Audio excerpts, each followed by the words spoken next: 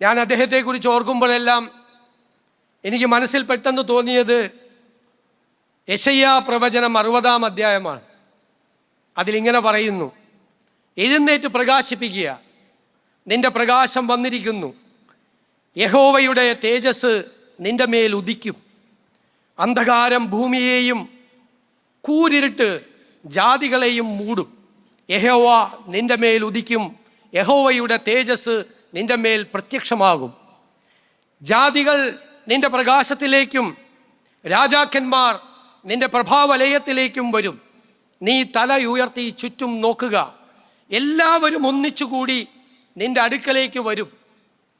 നിന്റെ പുത്രന്മാർ ദൂരെ നിന്ന് വരും, നിന്റെ പുത്രിമാർ അവരെ പാർശ്വത്തിലാക്കി അവർ വരും. നീ അത് കണ്ട് ശോഭിക്കും, നിന്റെ ഹൃദയം പിടച്ചു വികസിക്കും. സമുദ്രത്തിൻ്റെ ധനം നിന്റെ അടുക്കലേക്ക് വരും, ജാതികളുടെ സമ്പത്ത് നിന്റെ അടുക്കലേക്ക് വരും. യെശയ്യാ പ്രവാചകൻ പറഞ്ഞതുപോലെ പ്രകാശിച്ചു കൊണ്ടിരിക്കുന്ന ഒരാളാണ്. ദൈവത്തിൻ്റെ പ്രകാശം അദ്ദേഹത്തിൻ്റെ മേൽ പതിച്ചിരിക്കുന്നു.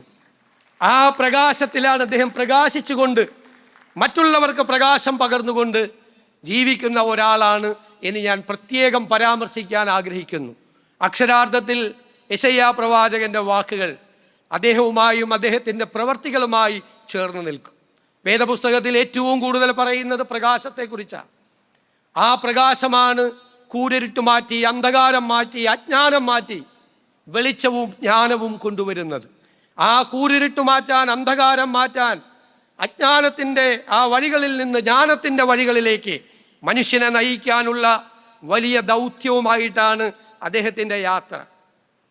നമുക്കറിയാം, പൗലോസ് അപ്പോസ്തലൻ തിമോഥെയോസിന് എഴുതിയ ലേഖനത്തിൽ സഭാധ്യക്ഷൻ എങ്ങനെയായിരിക്കണമെന്ന് പറയുന്നുണ്ട്.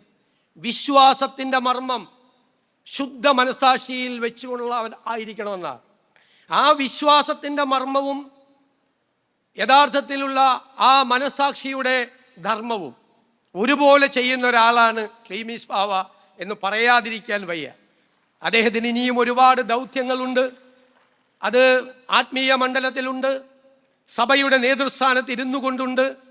ഈ കേരളത്തിൻ്റെ പൊതുരംഗത്ത് ഈ സാമൂഹ്യ സാമ്പത്തിക മാറ്റത്തിനായുള്ള നമ്മുടെ എല്ലാവരുടെയും പ്രയത്നങ്ങളുടെ പിറകിൽ അദ്ദേഹത്തിൻ്റെ സ്നേഹവും വാത്സല്യവും തലോടലും ഉണ്ടാകും എന്നെനിക്ക് പൂർണ്ണമായി ഉറപ്പുണ്ട്.